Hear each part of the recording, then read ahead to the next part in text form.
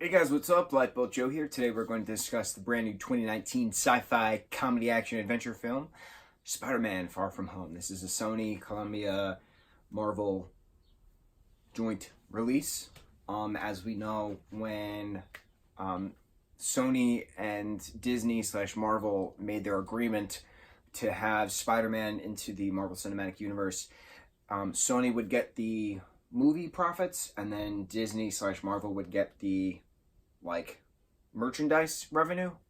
Technically, always there is more revenue within toys than there is the movie. It's just how it goes when it comes to these sci-fi things. So good on you, Disney.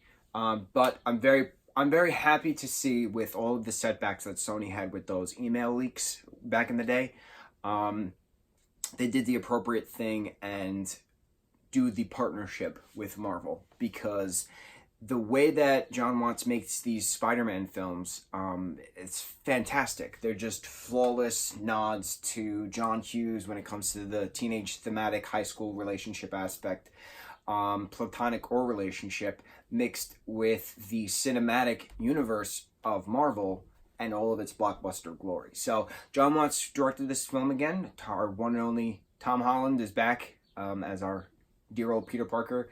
Zendaya is back as MJ.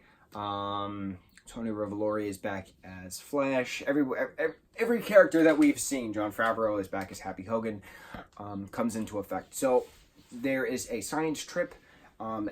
Everyone. Oh, and Jorge. Jorge's back. We all know Jorge. Why am I forgetting his last name? He's in Love, Simon. He plays Nick in Love, Simon. He is one of the school announcer kids in the very first Spider-Man Homecoming, and then he's back for a minute in Far From Home, and he's just playing like this awesome character who's just sick of everything, because like the blip happened, and he's actually explaining the blip. So 5 years ago the blip happened. Kids are back as the same age they were, but then other kids who didn't blip are obviously older, etc., etc. So it was a nice little explanation of how things went. So the science trip has a couple of kids from the school that they'll go to Europe, just for science exploration in Europe.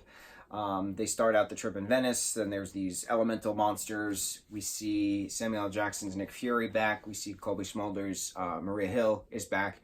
They try to recruiting Spider-Man to help Quentin Beck, who is aka Mysterio, fight off these elementals. And then they go from city to city around Europe, but it turns out Quentin Beck and the rest of Tony Stark's outcast fired employees basically were conniving together to get for Quentin to become the next Iron Man, with all of this illusion tech, as they say it, these projections of these elementals which aren't actually real, and Quentin's not actually from another dimension, things to that nature. So then there's obviously Spider-Man battles, and there's Spider-Man versus drone battles. And what's cool about the Mysterio character is that some people do know of the Mysterio character, right? Other people don't. Other people only know Marvel from the movies and the TV shows.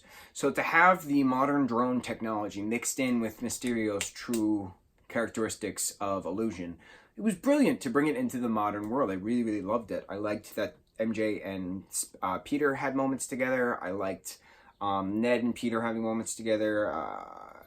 Peter accidentally trying to kill Brad at some point was hysterical. Flash just through the whole thing was fun. Marissa Tomei as Aunt May. Perfect. Peter Tingle. All the way. It's just a fun adventure film. Then the post-credit, you have J. Jonah Jameson coming from the Daily Bugle blog, announcing that Peter Parker is Spider-Man, all thanks to Quentin, putting a safeguard into effect to release Peter's identity. And we were like, oh crap, that was quick. And the same actor who is J. Jonah in the Tobey Maguire Spider-Man movies is J. Jonah in this Spider-Man film. So it's going to be interesting if anyone explains, if that is the same J. Jonah who just happened to blip into this universe or in the other universe because of the snap. That's what I'm putting together. Really smart. What else? And then the post-credit, it turns out that Nick Fury and Maria Hill were actually Skrulls the whole time. And Nick is up in space, working on something. So we'll see what that something is because Captain Marvel is not to be talked about. You don't mention her name. That's what Nick says. What did you guys think of Far From Home? I loved it. I loved that heart aspect, that John Hughes bit that is just thrown into it. I thought it was really, really key and really smart. But yeah, let's discuss it. Mucho mahalo, guys.